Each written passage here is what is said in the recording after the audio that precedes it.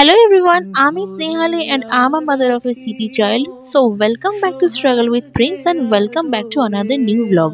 অনেক দিন পর আজ রবিবারে আমরা ছুটি পেয়েছি, মানে ছুটি পাইনি, প্রত্যেক রবিবারে ছুটি পাই, কিন্তু আসা হয় না, প্রিন্সের জন্য অসুবিধা করে। আর এখন যেহেতু গরমকালও পড়ে গেছে তাই বাড়িতে সন্ধ্যাবেলাটা আর মন থাকে না, গরম লাগে।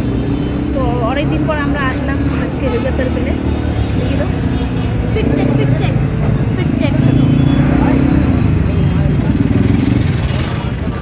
সবাই এসেছি আমরা, প্রিন্সের বাবাও আসছে, মাও আসছে, বোনরাও আসছে, আর ছোটো বোনও আসবে, সরি মেজো বোনও আসবে। তো ছোটো ছোটো ভিডিওর মাধ্যমে তোমাদের কাছে আজকে শেয়ার করব। তোমরা তো জানোই যে আমাদের জীবনটা যুদ্ধের চেয়ে কোনো অংশ কিন্তু কম নয়। আর তারই মাঝে প্রিন্সকে নিয়ে সকলে মিলে যদি কোথাও ঘুরতে যাই তাহলে তো আর মানুষের জ্বলনের আর শেষ নেই।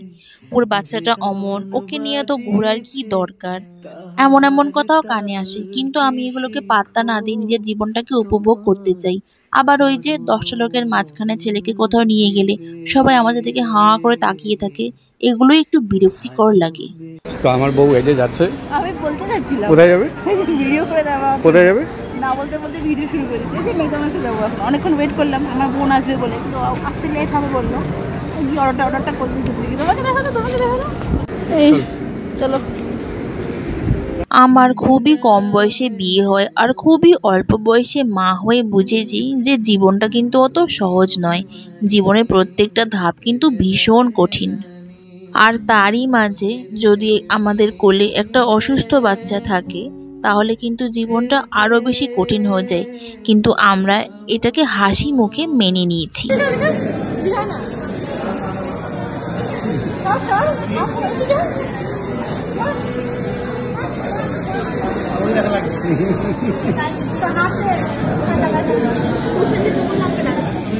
সন্তান যেমনই হোক না কেন, সন্তান কিন্তু তার মা বাবাদের কাছে সবচেয়ে শ্রেষ্ঠ উপহার হয়।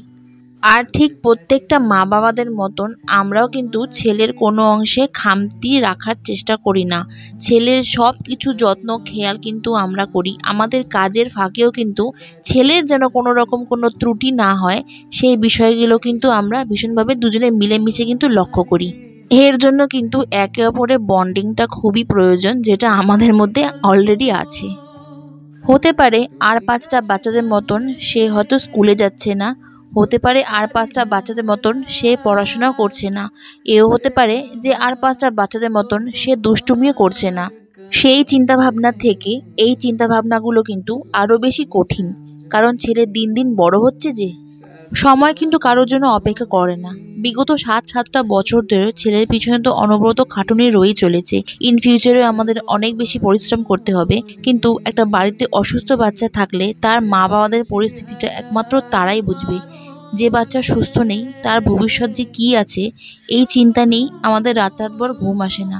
রাতভর আমরা চিন্তা করি যে কি হবে ওর ভবিষ্যতে। তারপরে ভাবি যে না, ঈশ্বর তো আছেনই, সব নিশ্চয়ই একদিন ঠিক করে দেবে। দেখো, গল্প করতে করতে আমাদের অর্ডারগুলো কিন্তু চলে আসলো। কোথাও গেলে একটা আফসোস কিন্তু এখনো পর্যন্ত রয়েই আছে, যে সামনে এত খাবার থাকাকালীনও প্রিন্স কিন্তু সব খাবার খেতে পারে না। ওর যেহেতু একটু ওরালে সেন্সার ইস্যু আছে তাই ও সব ধরনের খাবার বাইট করতে পারে না, আর স্পাইস জাতীয় কোনো খাবার খেতে পারে না। কিন্তু যেগুলো দেখি খাওয়ানোর মতন তাকে খাইয়ে দিই। অর্ডার চলে এসেছে, যা যা অর্ডার করে দিয়েছিল মা। এগুলো খোল না, এই যে ও এখন আইসক্রিম খেলো। কোনো মায়েরাই কিন্তু সন্তানকে না দিয়ে কোনো খাবার খেতে পারে না, তাই ফার্স্টে ওকে স্পাইস জাতীয় খাবারগুলো ছাড়া ওকে খাওয়াই, তারপরে খাওয়া শুরু করি। এবারে বলি ম্যাকডির অর্ডারে কি কি ছিল। অর্ডারে ছিল ম্যাক পফ, ম্যাক র্যাপ, 2 ধরনের burger, cold drinks, ice cream, French fries. আর হ্যাঁ, এই ট্রিটগুলো কিন্তু আমার মাই দিয়েছিল। আমি একটা মনে হয়েছে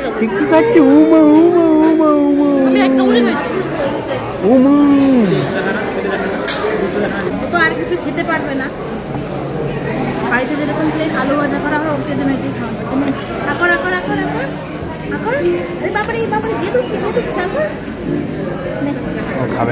খাবে না মনে হয় রে, ও চাপাচাপির মধ্যে না হয়ে গেছে, অসুবিধা হচ্ছে। ভাই অ্যাটলিস্ট কেএফসির মতন করতেছে না। Chair two McDonald's. আসলাম, দেখা না ফার্স্ট টাইমই আসলাম। যাতে অর্ডার দেওয়া সব কিছু সামনেই আছে। এটা কি তোমার র্যাপ আমার স্প্রাইটের অর্ডারই নেয় নেই। ওকে একটু আইসক্রিম খাওয়ানো হলো, আর এগুলো তো পারবে না খেতে, আর একটু যে ফ্রেঞ্চ ফ্রাইজ খাওয়ানো হলো। সেখানে আমরা মোটামুটি 1 থেকে 1.5 ঘন্টা সময় কাটালাম। তারপরে আমরা সেখান থেকে বেরিয়ে গেলাম। আচ্ছা, এখন আসলাম একটু স্পেন্সার্সে, কারণ আমি ওই যে ড্রাই ফিশটা যে করেছিলাম খুব ভালো লেগেছিল ড্রাই ফিশটা, সেটা দেখিয়ে যদি পাই তো তাহলে নিয়ে যাব ড্রাই ফিশটা। কিন্তু দুঃখের বিষয় সেই আউটলেটে সেদিন কোনো রকম কোনো ড্রাই ফিশই ছিল না, তাই বাধ্য হয়ে আমরা বেরিয়ে গেলাম।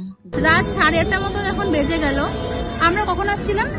6টা 6:30। 6টা 6:30 দিকে আসছিলাম, কিন্তু এতক্ষণ আমরা আজকে টাইম স্পেন্ড করলাম এখানে, খুব ভালো লাগলো।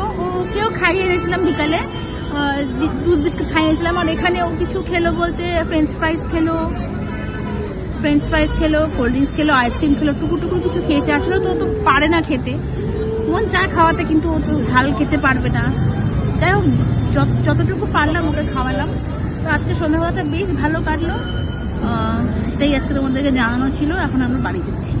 আর ভিডিওটা কেমন লাগলো অবশ্যই কিন্তু কমেন্ট করে জানিও, সাবস্ক্রাইব করে পাশে থাকো।